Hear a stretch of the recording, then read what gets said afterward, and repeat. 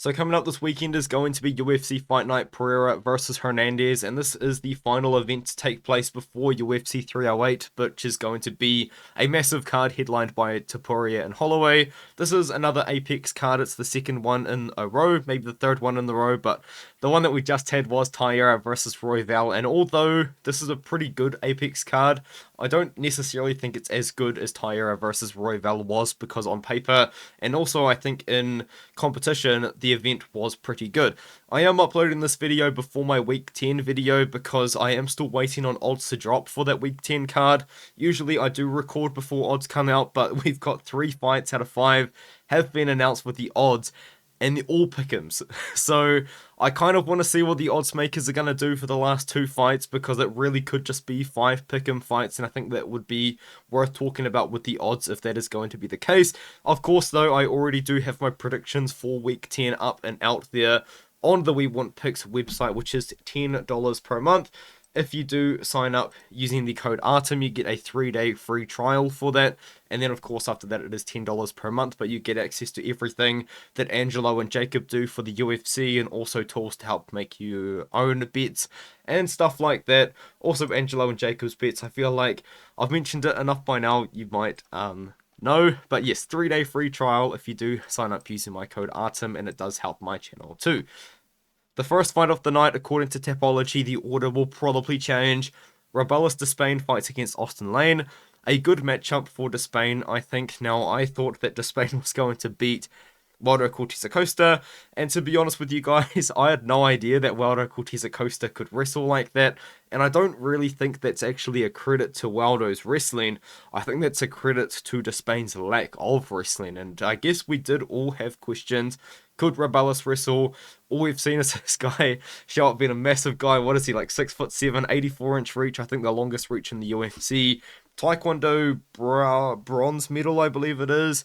And he's just knocking people out silly, coming to the UFC, knocked out Josh Parisian, had a pretty decent performance kind of, and before that, it was knocking everyone out in less than a minute. And then we saw him get exposed a bit in the wrestling. Austen Lane has wrestling. He just doesn't wrestle. And on the feet, he's just a really slow heavyweight. Like, he's also massive, 6'6", 80-inch reach himself. But when he throws, he just stands there. Like, he doesn't really get out of the pocket. He's got really bad striking defense. He's been knocked out a couple times now by Janata Denise. He got knocked out by Justin Taffa. Was about to get knocked out by Justin Taffa. I mean, I just think that if Austen Lane is to win this fight, he needs to wrestle. And at plus 300, it might be wider by the time that the fight goes around. He actually might be able to. But I do think that Despaigne should be able to catch him before that does happen. So I'm going to go with Robelis here. Going to go with Robelis by knockout. Alice Ardelean fights now against Melissa Martinez. Martinez has taken this fight on short notice, but nonetheless, I do think that she can win. Ardelean, of course, was meant to be on the Contender Series. The Contender Series fight never ended up happening. She took on Shauna Bannon on what I believe was short notice. Lost to Shauna Bannon in a striking fight. Shauna Bannon and Melissa Martinez have the same kickboxing backgrounds. I'm pretty sure they're both former WAKO world champions in kickboxing, which is like a points-based sort of low-contact kickboxing promotion organization, I guess you could say. But yeah, Melissa Martinez, she did make her debut against Elise Reed. Didn't look that great in that fight, I would say, and before that took a lot of time off, but she was fighting for Combate. I believe her brother is now in the UFC after fighting on the Contender Series, but his name has unfortunately slipped my mind. David Martinez. But I do think that Melissa Martinez can beat Alice Ardelean. Alice Ardelean, I mean, she's very popular on Instagram. I remember looking into her for the Contender Series, and I knew that she was popular. And then I looked on her Instagram, and I was like, okay, I get it now. But yeah, I do think that Melissa Martinez is just going to be a bit better, even though she is tiny for the division, 113 pounds in her last one. I don't know. I think Martinez is just a better striker. I think it's a striking fight. Ardelean's wins are not over good competition at all either. I don't think it's Martinez that's going to win in the kickboxing. And now Jessica Penne fights against Elise Reed. I thought that Penne retired. I really thought that she retired when she lost to Tabitha Ricci by armbar, I believe it was, by submission. I'm pretty confident she did she not? But anyway, she's come back. I think she retired and come back multiple times, because Anyway, I think Elise Reed does win. Now, Elise Reed, she owns her gym. I'm pretty confident. She is like somewhat of an unlikable personality, but she does have some skills. Her grappling's pretty good, but she does get taken down a lot, and that's probably how Jessica Penne could potentially win this fight, is that she needs to take the fight down to the ground. But Elise Reed, Taekwondo background, to my knowledge, and I think that she will be the better striker here. Significantly younger, 10 years younger, and at this point, Penne has retired and come back at least once, maybe even twice. I know that Penne has a black belt in Brazilian Jiu-Jitsu. That's definitely her best chance of winning, but I do think that Elise Reed is just going to be the better striker, and I do think that she is going to win a decision over Penne. Looks like a lot of people are on Penne because Reed's takedown defense isn't that good, but I do think that Reed probably wins the matchup. And now we have Joselyne Edwards fighting against Tamires Vidal. Pretty difficult fight to predict in my opinion, because they're both similar sort of stylistic fighters, but not really. Joselyne Edwards is more of a striker, wanting to keep the fight at range, whereas Tamires Vidal is going to be closing the distance and kind of just bombing away and getting takedowns every now and then. Edwards has had really bad takedown defense in the past, but it has looked a little bit better, even though she has lost her last couple of fights, even though her fight against Nora Konole has been debated as a pretty bad decision, but it is what it is. Now, I do think that Joselyne Woods is going to be the better, more effective striker in the fight, and I think that she can beat Tamires Vidal, even though Vidal had a pretty big win by flying knee over Ramona Pascual. She's lost a couple of fights since then, and I do think that Edwards is just the better, more technical striker, which is why I'm going to go with her in the matchup by decision. Now we can move up. Gene Matsumoto fights against Brad Katona. I like the matchup for Gene Matsumoto for multiple reasons. The main one is that we've seen Gene Matsumoto win this exact same stylistic matchup more than once, and in fact 2 times in a row. He just beat Dan Iguita, who Cody Haddon just beat. A wrestler, not very good striking, but a tough guy like Brad Katona. A boring wrestler with not very good striking. Casey Tanner, a wrestler, a massive wrestler for the weight class. Somewhat like Brad Katona with not very good striking. That's what Gene Matsumoto has managed to do against both guys, is defend the takedowns and win on the feet with volume. I think that he can do that against Brad Katona. Now, I will give Brad Katona some credit on the feet. He is a better striker than Casey Tanner by far. He is a better striker as well, in my opinion, also than Dan Iguita.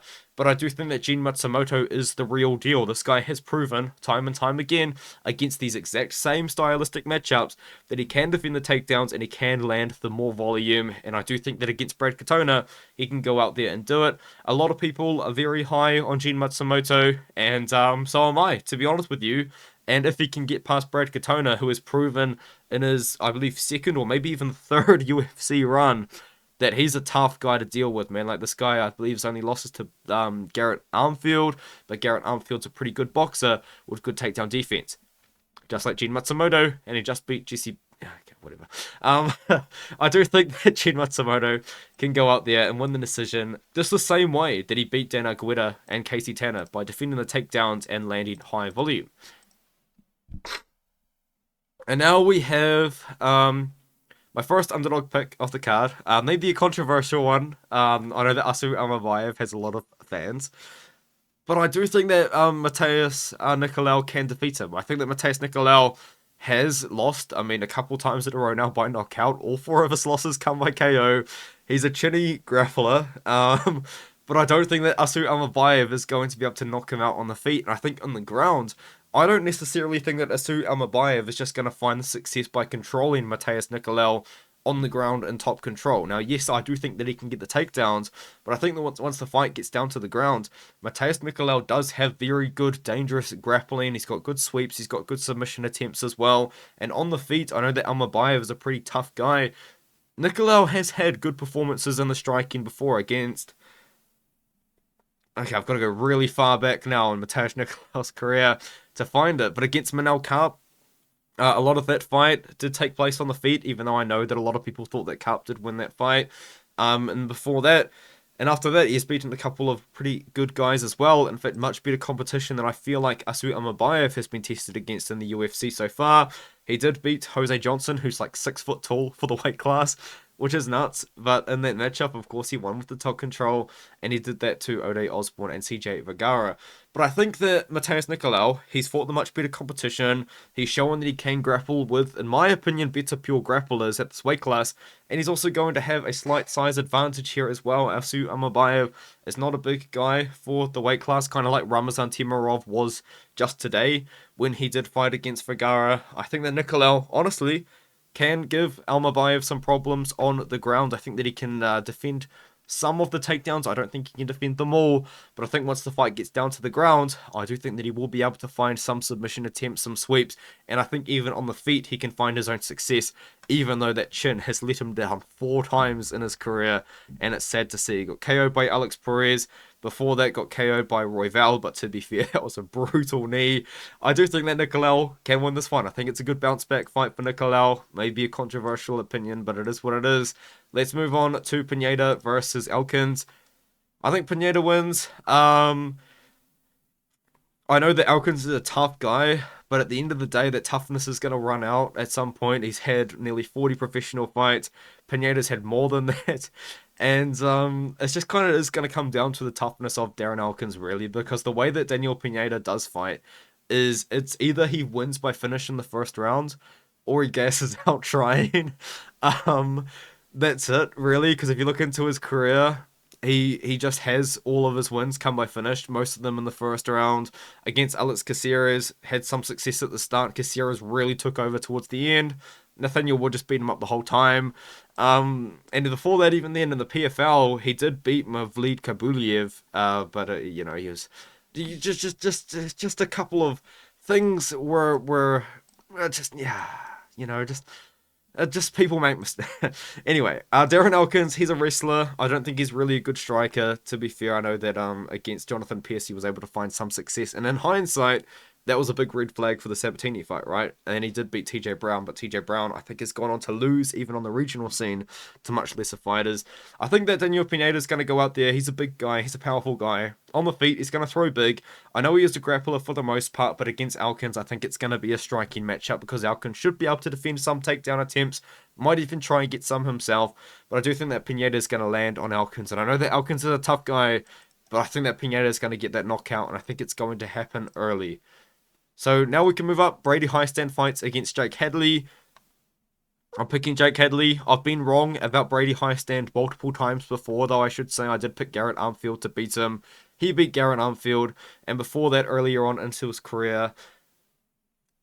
No, I don't think I picked Franny Garcia to beat. I did pick Danar Butgaray to beat him, though. And Danar Butgaray was winning that fight until Hiestand ended up getting a very late, somewhat controversial stoppage as well, I will say. But let's move on.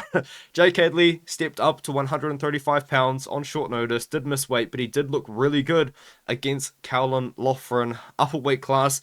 And he just said, you know what, I feel good at the weight class, I'm going to stay here. And I like the move a lot, to be fair, because Jake Hadley, he was a big guy at flyweight, but he was struggling somewhat. You know, he did have a massive performance against Malcolm Gordon, but that's Malcolm Gordon, and after that he did lose a couple there. Jake Hadley, on the feet, decent boxing, but the way that he does want to win his fights is in the grappling. One thing that Jake Hadley has struggled with in the past, in some of his losses, is being a little bit too eager in the grappling, getting controlled in the top position, and you know, I think that he has somewhat been able to rectify that just a little bit, but we have seen him out-wrestled before, and now he takes on a wrestler in Brady Hiestand. But the thing about Brady Hiestand is he really is just at his best when he can wrestle.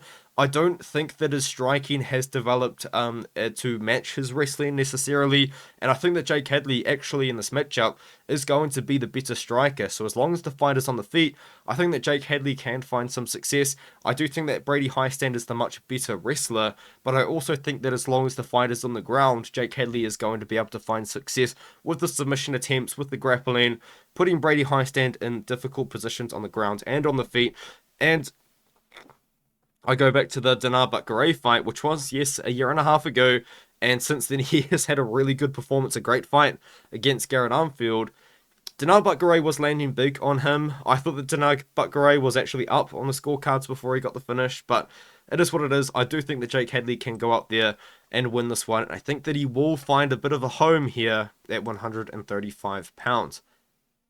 Now Charles Johnson fights against Sumudaerji. Sumudaerji hasn't fought for a long time, not since he had that absolute... Okay, he fought the absolute banger against Matt Schnell. We all know about the banger against Matt Schnell, and he took a lot of time off there, and then of course he fought against Tim Elliott, where Tim Elliott did take him down and submit him on top position. I think that Charles Johnson can actually do something similar. I know a lot of people do not view Charles Johnson as a wrestler whatsoever. He is a Muay Thai guy with that Muay Thai background. As we know, he does train, or has trained at least in the past, at Tiger Muay Thai because he won the Tiger Muay Thai scholarship. He does have a bit of a boxing background as well, and also he does have a wrestling base. I think in this matchup against Sumudaerji, the path of least resistance by far is the wrestling with the takedown. Sumudaerji is a very dangerous striker. He was ranked in the top 10 at some point, I believe, but let's be honest, the guys he beat to get there, whereas Zaruk Adashev, who, yes, is a kickboxer with a big background, didn't look that good in the UFC. Malcolm Gordon, like, I mean, these are the guys that he beat to get ranked. Andre Sukumtar, one of the, like, I know it's Andre Sukumtar, but, like, yeah. Anyway, Sumudaerji, he hasn't won for quite a few years now. Was somehow ranked for a long time. I think that Charles Johnson's going to come out here, snatch the ranking spot if Sumudaerji even still has it. And I think that the way he can do it is actually with the wrestling. Now, Sumudaerji, we all know, very dangerous striker, a lot of power on the feet, had Mitch now hurt in multiple times there. And I think that on the feet, Charles Johnson, we just saw him beat up Josh Van for 2 rounds, then finish him in the 3rd round. And I think that Charles Johnson can pressure Sumudaerji backwards himself and actually get the takedowns. I think that the takedowns, honestly, are going to be the key for Johnson to win this matchup, and I think that he can go out there and do it against Sumudaerji. And honestly, I don't think that Johnson really has had many submissions in his career, but I do think that he is going to be able to control Sumudaerji on top, at least to win a decision, or maybe even find a finish on the ground as well. Now we have Rob Font fighting against Kyler Phillips. Rob Font, of course, coming off the loss to Corey Sandhagen in that short... My memory of the most recent fights of these guys is not very accurate. But Rob Font got out-grappled by Corey Sandhagen in that main event where Sandhagen hurt himself and just out-wrestled him. It was a sad performance, let's be honest. And then Davison Figueiredo went out there and kind of did the same thing somewhat to Rob Font, kind of beat him up on the feet, beat him up on the ground. Kyler Phillips is a guy that I still do have a lot of reservations on. I know a lot of people are super high on him. I just always think of the time where he displayed some of the worst fight IQ I've ever witnessed, ever, against Haulian Paiva. Where against Haulian Paiva, he has him hurt. Paiva stepped up on short notice from flyweight, by the way. He has him hurt in the 1st round, and he spends about 3 minutes throwing spinning back fists, spinning back kicks, spinning wheel kicks, jumping knees, you name it. He's doing everything he can to have a highlight KO. And he gassed himself out badly doing it. And Paiva was able to take over in the 2nd and the 3rd rounds because Kyler Phillips gassed himself out by being a total idiot. Aside from that, though, he is a very dynamic striker. He does have wrestling. He does have grappling. Has beaten a couple of tough guys. You know, Pedro Munoz turned away like Chris Gutierrez somewhat recently, for example. And Kyler Phillips was able to make him look somewhat easy in that matchup. Rob Font, we know what he brings to the table. He's a boxer. Not that much else at this point in his career. He is 37 years old, 1-4 in his last 5 fights, but I think that isn't really testament to his skill set because all of those wins and losses have actually come to guys in the rankings. He has been a bit of a staple in the rankings, but I do think that he is going to be making way for Kyler Phillips to work his own way up the rankings here. So I think that Kyler Phillips can win. His cardio has looked a lot better against Haulian Paiva since then, and I do think against Rob Font, he's going to be able to land good shots and probably can out-wrestle him as well. We literally just saw Sandhagen, who hasn't really been known for his wrestling necessarily, easily control Rob Font without problem, and then Davison Figueiredo come up, looked really small for the weight class, and was able to out-wrestle Rob Font and beat him up as well. I think that Phillips can kind of win the fight no matter really where it goes. And now we've got the main event, clash of styles for sure. Michel Pereira fighting now against Anthony Hernandez. Anthony Hernandez is a nightmare matchup for pretty much any striker, I would say. just because of his style. He constantly shoots for takedowns. He's constantly trying to lock up submissions. He's constantly got his opponents up against the cage. And he's just a nightmare to deal with. He really is. Like, no one can really deal with the style, and he's managed to pull it off against really good opponents. You know, Ibn Shabazian, he is Ibn Shabazian, but before that, I guess the best sort of example of this happening is actually against Josh Fremd, and I know that is Josh Fremd. He's absolutely terrible, but Josh Fremd did accept that fight on short notice, and Hernandez just dominated him. Like, just kind of took him down for all 3 rounds. Constantly was on his back, was constantly taking him down and pressuring him up against the cage, and just was an overwhelming force. And we've seen him do that to Kopylov, who's very good. We've seen him do that now to Shabazian, who's got no grappling whatsoever. We saw him do that against Marc-Andre Barriel, who's kind of always been regarded as a pretty tough guy. But now he has to take on Michel Pereira, who's a former welterweight, who's come up to 185 pounds, and more or less, like, just exposed the whole weight class. Let's be honest here, because everyone's been saying for a long time that these middleweights, they're not as good as the welterweights. You get to 170 pounds and you go up, and there's a big drop in skill there. Michel Pereira, you know, he missed weight against Stephen Thompson, was always kind of struggling to make weight at 170 because he was a huge welterweight. And he's just been smoking these guys, man. You know, took on the former light heavyweight Ihor Potieria and was the bigger fighter in that matchup, which is crazy. Smoked Mikhail Olchechuk, smoked Andrei Petrovsky, just absolutely dominating all of these guys. But now we're going to see him in what a fight that I think is actually going to go past the first round, more than likely. If it's going to finish in the first, it's going to be Michel Pereira, probably. But in this fight, I think that we are going to see Michel Pereira be the better striker. Michel Pereira can grapple as well. It's not really like his main sort of part. I would say that the Capoeira striking style is like his number one base, like his number one like best chance to win is on the feet. But I think that Anthony Hernandez can find success as well, and I actually don't really mind the idea of Hernandez actually being the favorite in this fight, because I actually do think that it kind of makes sense. You know, we've seen Michel Pereira gas out before. Hernandez in the first and the second round is just going to be constantly wearing on Michel Pereira up against the cage, taking him down over and over and over again. But in the moments in between, Michel Pereira is so fast. At this weight class, he's much faster than any of these guys. He's going to be the better striker in the matchup. He's got better grappling than Roman Kopylov. Is his takedown defense that great? I wouldn't really say that it is, but it probably could be good enough to deal with Hernandez somewhat. I was going to go with Michel Pereira, but I just talked myself into Hernandez just because of the cardio issues with Pereira that we have seen so far. But the thing is, at 185 pounds, at 185, Pereira is just the man, really, on the feet. So much faster. He's going to throw a lot of kicks, though, that Hernandez could catch.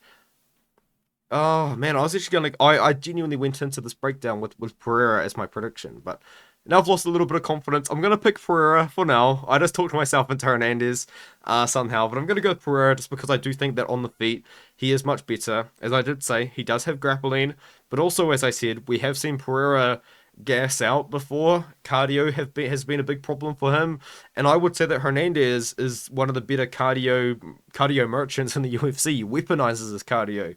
He's got great cardio, like in general, and that's just how he wins, is by wearing his opponents down over and over and over again. So with Michel Pereira, I can't get him out early. I think that it's Hernandez's fight to lose, really. But I'm gonna go with Pereira. There's quite a few underdogs for the card. I think it's 3, but that's all good. It is what it is, and yeah, I think that's the card. With all that being said, I'll see you guys in the next one. Contender Series will come out tomorrow, and of course we'll talk about UFC 308 after that. And I also want to make a Contender Series full card recap video, as well as talk about fights that I think all of the people that got signed from the Contender Series should be fighting against next. So let me know what you think in the comments below, and I'll see you guys in the next one.